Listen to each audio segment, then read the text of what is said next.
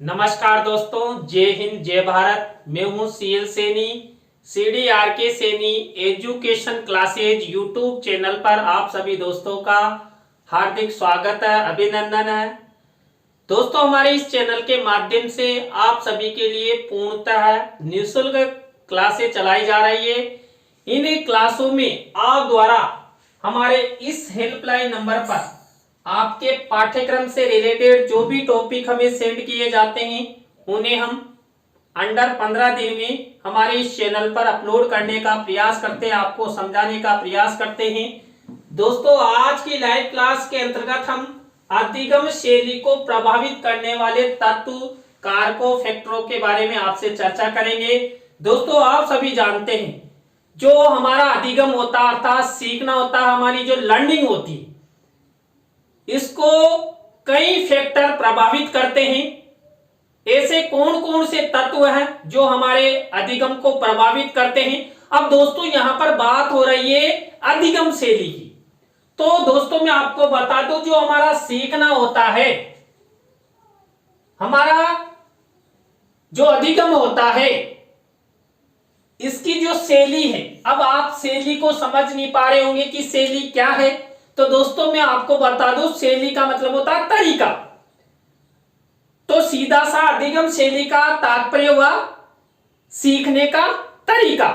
तो हम हमारे जीवन में जो सीखने के तरीके अपनाते हैं, मान लीजिए मैं किसी वस्तु, पदार्थ या कार्य के बारे में सीखना चाहता हूं, लेकिन बीच बीच में अनेक ऐसे तत्व, अनेक ऐसी बाधाएं, अनेक ऐसे कारक आ जाते हैं जिनसे कि हमारा जो अधिगम करने का तरीका है अर्थात अधिगम शैली है, ये प्रभावित होती है। तो दोस्तों, जल्दी से क्लास को लाइक और शेयर कर दीजिए। फिर शुरू करने जा रहे हैं आज की हमारी क्लास। दोस्तों, यहां पर पहला तत्व फैक्टर है जो हमारी अधिगम शैली को प्रभावित करता है, यहां पर खोज। देखिए, मैंने आपको बताया था जब मैंने अधिगम आपको पढ़ाया था कि हम अधिगम करते खोज। खोज का मतलब अन्वेषण के द्वारा। अब यहां पर जब अन्वेषण के द्वारा हम अधिगम करते हैं और यदि जो खोज करने का तरीका, अन्वेषण करने का तरीका अलग हो तो हमारा यह अधिगम प्रभावित होता है। देखिए, इनमें क्या लिखा हुआ है, सीखने की परिस्थिति संबंधी खोज में शिक्षार्थी बाधाओं और लक्ष्य संबंधी कारकों की जांच करता है और कौशल प्राप्त करने के लिए सभी ज्ञान विधियों का प्रयोग करता है। अध्यापकों को केवल उसका उत्साह बढ़ाना चाहिए, जरूरत होने पर निर्देश देना चाहिए। दोस्तों, हम जितना अन्वेषण करेंगे उतना ही हमारा अधिगम बढ़ता चला जाएगा।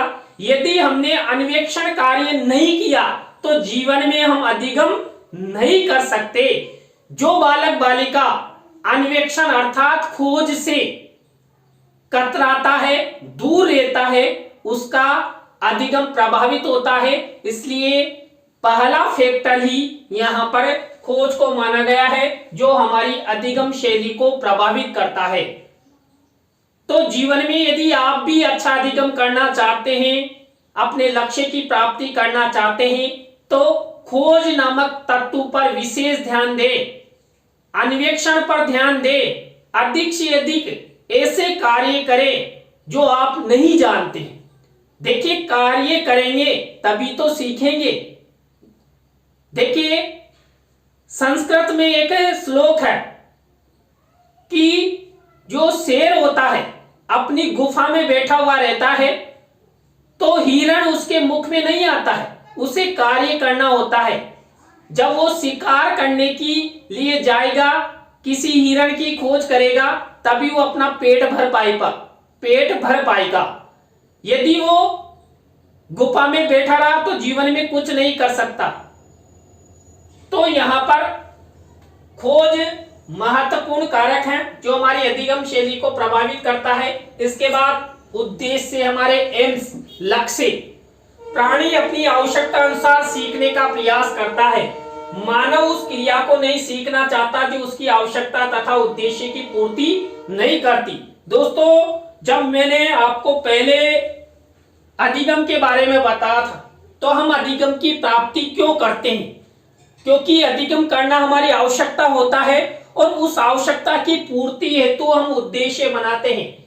अब उद्देश्यों की प्राप्ति हेतु हम आगे बढ़ते हैं तो हमारे जीवन में कई प्रकार की परेशानी आती है। तो यहां पर उद्देश्यों की प्राप्ति में जिस बालक बालिका ने अपने लक्ष्य, अपने उद्देश्यों के प्रति सक्रियता नहीं रखी, तत्परता नहीं रखी, उनको उनकी प्राप्ति हेतु आप आगे नहीं बढ़े, तो हमारी जो अधिगम शैली है, सीखने की जो शैली है, सीखने का जो तरीका है, वो 101 प्रभावित होगा। इसलिए यहां पर उद्देश्य भी अधिगम शैली को प्रभावित करते हैं। इसी क्रम में दोस्तों यहां पर सरलीकरण, इसका तात्पर्य अनावश्यक संकेतों की ओर ध्यान हटा लेने से है। शिक्षक सरलीकरण के उपाय बता सकता है। दोस्तों सरलीकरण, देखिए हमारे जीवन में जो भी हार्ड विषय होते हैं, कई कठिन विषय वस्तु हमारे सामने आती है। हमारे जीवन में कई ऐसे कार्य होते हैं जो बहुत ही कठिन होते हैं, जिन्हें हम नहीं कर पाते। देखिए सामान्य स्टूडेंट आईएएस आईपीएस बनने की तैयारी नहीं करता। क्यों? क्योंकि उसकी क्षमताएं नहीं है, क्योंकि आईएएस आईपीएस का कोर्स बहुत ही हार्ड माना जाता है। लेकिन यदि हम चाह लें और उस हार्ड जो पाठ्यक्रम है किसका, आईएएस आईपीएस का, उसको एक सरल तरीके में प्रेजेंटेशन करते हुए, अपने लक्ष्य को बनाते हुए यदि हम आगे बढ़ेंगे तो अच्छा अधिगम करेंगे, अपने लक्ष्य की प्राप्ति कर सकते हैं। तो यहां पर सरलीकरण सबसे प्रमुख कारक है जो हमारी अधिगम शैली को प्रभावित करता है। देखिए कक्षा में भी जब टीचर बच्चों को पढ़ाएं, उस दौरान किसी भी हार्ड विषय को, किसी भी विषय वस्तु को एक सरल तरीके से बच्चों के सामने प्रेजेंट करें। जितना सरल तरीके से बच्चों के सामने वो विषय वस्तु, टॉपिक को प्रेजेंटेशन करेगा, बालक उतना ही अच्छा अधिगम करेंगे। तो यहां पर सरलीकरण भी हमारी अधिगम शैली को प्रभावित करता है। ज्यादा से ज्यादा बच्चों को सरल प्रसंग, सरल उदाहरण, छात्र छात्राओं के पूर्व ज्ञान पर आधारित ज्ञान टीचर को प्रदान करना चाहिए। अपने अनुभव बच्चों को बताना चाहिए। यदि बच्चों के सामने टीचर ने हार्ड विषय रखे, बच्चों को अच्छे से नहीं समझाया, तो उनका अधिगम, उनकी अधिगम शैली, सीखने का तरीका ये प्रभावित होगा। इसके बाद बाधा, उद्देश्य प्राप्ति में बाधा उपस्थित न होने पर व्यक्ति नया अनुभव प्राप्त नहीं करता। बाधा आने पर वह प्रयत्न एवं भूल, सूझ एवं तर्क के द्वारा उपयुक्त व्यवहार की खोज निकालता है। दोस्तों यहां पर हमारे जीवन में जब बाधा आएगी ना, परेशानी आएगी, चुनौती आएगी, तभी हम अच्छा अधिगम कर सकते हैं। जिस व्यक्ति के जीवन में बाधा नहीं आई, जिस व्यक्ति ने अपने जीवन में कभी न्यूनता नहीं देखी, संघर्ष नहीं किया, वह व्यक्ति ज्यादा सफल नहीं होता है। जिस व्यक्ति ने अपने जीवन में संघर्ष किया है, बाधाओं से लड़ा है, चुनौतियों को स्वीकार किया है, उस व्यक्ति ने आज, देखिए हमारे देश के प्रधानमंत्री की बात आती है, श्रीमान नरेंद्र मोदी जी की। ऐसा कहा जाता है कि वो चाय बेचा करते थे रेलवे स्टेशन पर। उन्होंने अपने जीवन में बहुत संघर्ष किए और आज देखिए पूरे वर्ल्ड में उनका नाम चलता है, उनके साथ साथ हमारे देश का भी चलता है। तो हमारे जीवन में जो भी बाधाएं, चुनौतियां आए, परेशानियां आए, उनको आने दो और उन्हें पार करने के तरीके खोजो। यदि हमारे जीवन में बाधाएं आ रही है तो ये मान लीजिए हम अच्छा अधिगम कर रहे हैं, क्योंकि हम उन्हें दूर करने के तरीके यहां पर खोजते रहते हैं।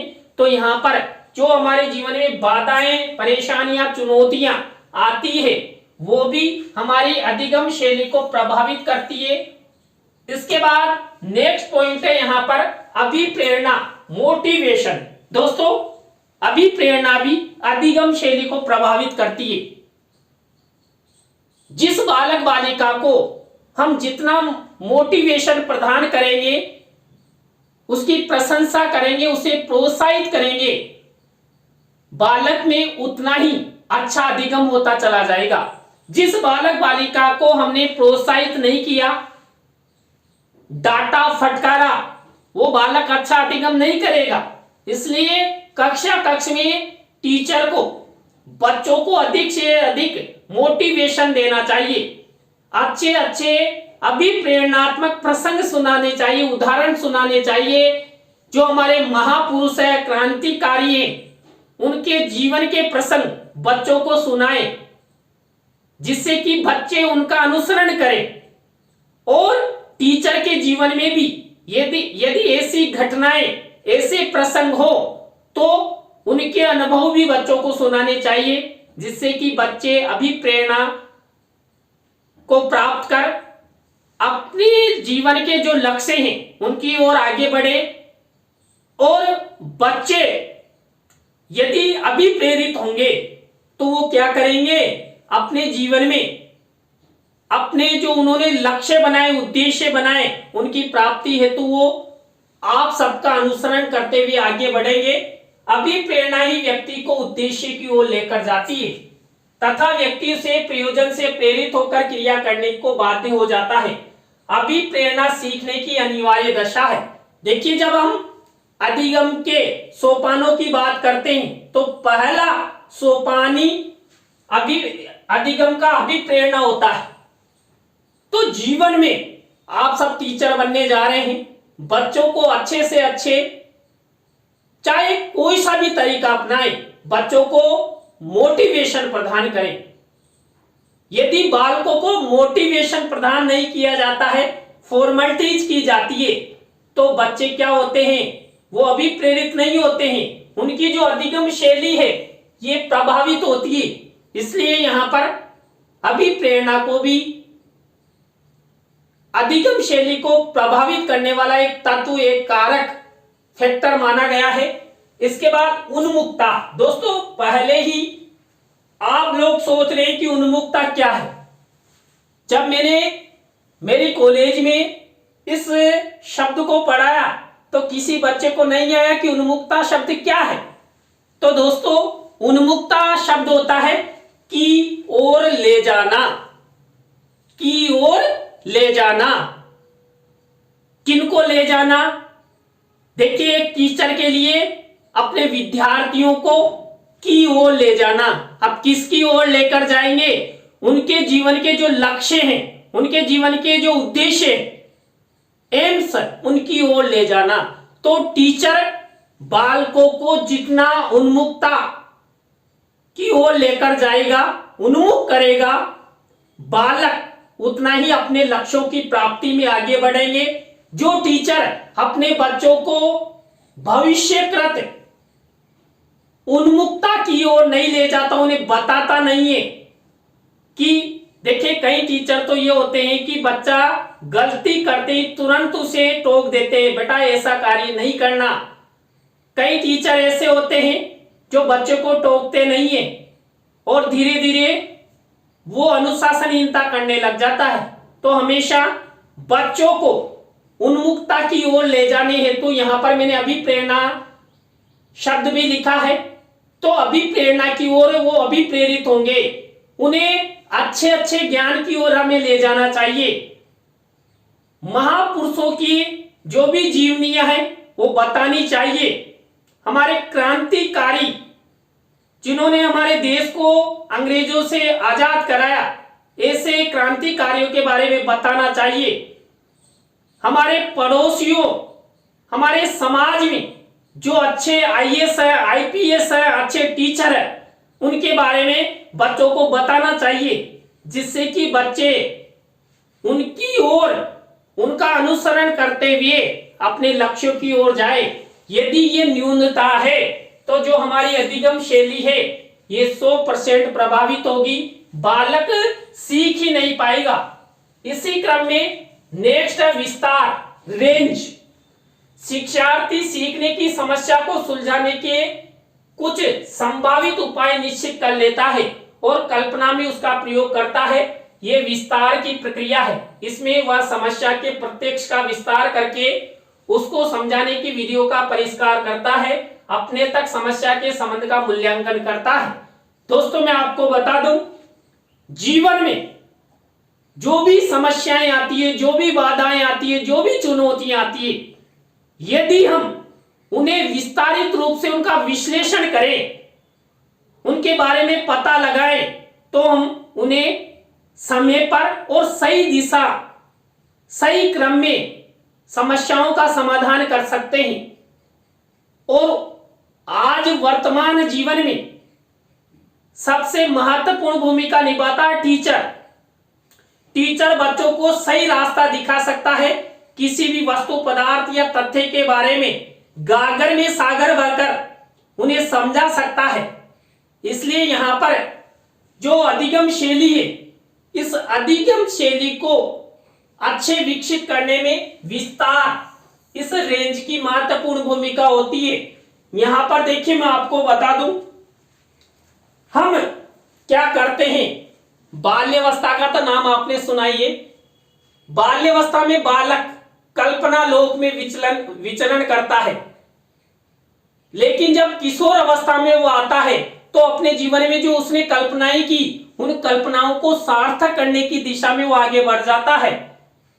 और इसी तरह देखिए, हम जो रिसर्च करते हैं, खोज करते हैं, अन्वेषण करते हैं, उसके लिए सबसे पहले जीवन में उद्देश्य बनाते हैं, उद्देश्यों के आधार पर परिकल्पनाएं निर्मित करते हैं, और परिकल्पनाओं को सार्थक करने हेतु हम रिसर्च वर्क करते हैं, यहां से वहां जाते हैं, क्रियाएं प्रतिक्रियाएं करते हैं। इसी तरह यहां पर यदि जीवन में हम खोज नहीं करेंगे, अन्वेषण नहीं करेंगे, किसी वस्तु, पदार्थ या तथ्य के बारे में विस्तारित रूप से अध्ययन नहीं करेंगे, तो हम ज्ञान की प्राप्ति नहीं कर सकते और हमारी जो अधिगम शैली है ये प्रभावित होगी।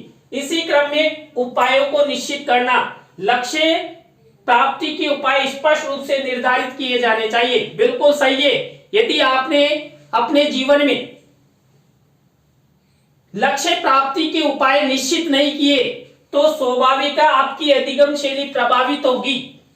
इसलिए जीवन में अपने जो लक्ष्य हैं, उद्देश्य हैं, उनकी प्राप्ति हेतु हम कौन कौन से उपायों के द्वारा उनकी पूर्ति करेंगे। मान लीजिए कोई स्टूडेंट अच्छा टीचर बनना चाहता है, टीचर बनने के लिए वर्तमान पाठ्यक्रम के अनुसार वो बीए, बीएससी, बीकॉम करेगा, उसके बाद पीटीटी का एग्जाम देगा, इसके बाद वो किसी महाविद्यालय में बीएड का प्रशिक्षण लेगा और उस बीएड प्रशिक्षण के बाद वो प्रतियोगिता परीक्षाओं की तैयारी करेगा और अच्छी प्रतियोगिता परीक्षाओं की तैयारी करते हुए वो अपने लक्ष्य की ओर आगे बढ़ेगा। तो यहां पर उपायों से मतलब समय विभाग चक्र भी आता है। आपको एक समय विभाग चक्र बनाना होगा, तभी जाकर आप अच्छा अधिगम कर सकते हैं, अपने लक्ष्य की प्राप्ति कर सकते हैं। इसलिए यदि आपने अपने लक्ष्य की प्राप्ति के उद्देश्य, उपाय निश्चित नहीं किए तो आपकी जो अधिगम शैली है ये प्रभावित होगी। इसी क्रम में स्वतः चालकीकरण, समस्या को सुलझाने में ज्यादा श्रम नहीं करना पड़ता है, आवश्यक कौशल, विधि और सूझबूझ स्वतः चालित हो जाती है। देखिए जीवन में कई बार क्या होता है, कई अधिगम हम स्वतः ही अपने स्वभाव के अनुसार ग्रहण कर लेते हैं, सीख जाते हैं। तो स्वतः चालकीकरण की दिशा में हमारा जो स्वतः ही अधिगम हो रहा है उसमें किसी तरह की कोई बाधा नहीं आनी चाहिए, आपको पूर्णतः रुचि दिखानी चाहिए। यदि आपने रुचि नहीं दिखाई तो आप अच्छा अधिगम नहीं कर सकते। अच्छे अधिगम के लिए स्वतः चालकीकरण की प्रक्रिया आपको अपनानी होगी। अधिक से अधिक आपको यहां से वहां भ्रमण करना होगा, वस्तु, पदार्थ, तथ्यों के बारे में जानना होगा, अपने सहयोगियों, अपने परिवारजनों, अपने माता पिता के साथ साथ गुरुजनों का सहयोग करना आपको अपने जीवन में बहुत जरूरी है, तभी जाकर आप अच्छा अधिगम कर सकते हैं, नहीं तो आपकी अधिगम शैली प्रभावित हो जाएगी। इसके बाद है संगठन। दोस्तों, आपने छोटी कक्षाओं में कहानी तो सुनी होगी कि एक लकड़ी को तोड़ने के लिए कहा जाए किसी व्यक्ति से तो तुरंत तोड़ देता है, लेकिन 10 लकड़ियों का एक बंडल उसे तोड़ने के लिए कहा जाए तो वो तोड़ नहीं सकता। तो इसी तरह जब हम अधिगम करें तो हमारा एक संगठन होना चाहिए और उस संगठन के द्वारा हम परिप्लस आवरण यानी कि चारों तरफ से अच्छा अधिगम कर सकते हैं। आप सब टीचर बनने जा रहे हैं, आप भी अपने जीवन में ये नहीं सोचें कि हम तो हिंदी के स्टूडेंट हैं, हम अंग्रेजी की स्टूडेंट हैं, हम साइंस के स्टूडेंट हैं। देखिए दोस्तों, आपको सभी विषय पढ़ाने आना जाना चाहिए। कई बार आप जब सरकारी विद्यालयों में टीचर बनकर जाएंगे, वहां आप अकेले या 2 टीचर रहेंगे और सभी विषयों को आपको पढ़ाना होगा, तो सभी विषयों से रिलेटेड ज्ञान आपके पास होना चाहिए। तो एक जो अधिगम है एक संगठनात्मक भूमिका में होता है और अधिगम को संगठन भी माना गया है। सीखना उचित सफल अनुक्रियाओं का चुनाव एवं संगठन है। प्रत्येक प्रकार को सीखने की क्रिया में मानसिक संगठन भी होता है। अधिगम की क्रिया के विभिन्न अंगों का संगठन नवीन ज्ञान को पूर्व ज्ञान से जोड़ने के लिए किया जाता है। बिल्कुल, यहां पर बहुत ही अच्छा टॉपिक है संगठन। देखिए, पूर्व ज्ञान के साथ वर्तमान ज्ञान का संगठन बताया गया है। वास्तव में जो हमने पूर्व समय में जो अधिगम किया है और वर्तमान में जो हम अधिगम कर रहे हैं, सीख रहे हैं, उसके साथ यहां पर सामंजस्य बिठाया जाता है। पूर्व समय में किए गए कार्य अधिगम वर्तमान परिस्थिति में हमारा सहयोग करते हैं और यहां पर हम क्या करते हैं, उनका परिष्कार भी करते हैं, संशोधन करते हैं। देखिए, हम जब हम छोटी कक्षाओं में होते हैं तो हमारी हैंड राइटिंग अच्छी नहीं होती, लेकिन जो जो कक्षा बढ़ती है हमारी हैंड राइटिंग सही, स्पष्ट और अच्छे सुंदर अक्षरों वाली होती चली जाती है। तो ये एक संगठन है, क्योंकि आपने अनेक शब्दों का संगठन बनाया, लिखने का अभ्यास किया, लोगों का सहयोग लिया, टीचरों का सहयोग लिया, अपने परिवारजनों का सहयोग लिया। तो इसके द्वारा आप अच्छे संगठन के माध्यम से आपने अपने पर्यावरण से रिलेटेड ज्ञान की प्राप्ति की। तो इस तरह आप यहां पर ये 10 पॉइंट यदि आपकी परीक्षा में आ जाए कि अधिगम शैली को प्रभावित करने वाले तत्वों, कारकों की विवेचना कीजिए, तो आप अच्छे से कर सकते हैं। तो दोस्तों, आज की लाइव क्लास आपको कैसी लगी कमेंट्स में हमें जरूर बताएं। इसी क्रम में हम न्यू क्लास के साथ कल इसी समय मिलेंगे CDRK Saini education classes YouTube channel पर। जय हिंद, जय भारत, राम राम सा। थैंक यू, आप सब हमारी क्लास के साथ जुड़े। क्लास को लाइक और शेयर करना ना भूलें। आप लोगों का सपोर्ट मुझे बहुत अपेक्षित है, क्योंकि मेरे द्वारा पूर्णतः आपको निःशुल्क कक्षाएं दी जा रही, तो मेरा सपोर्ट जरूर करें। Thank you.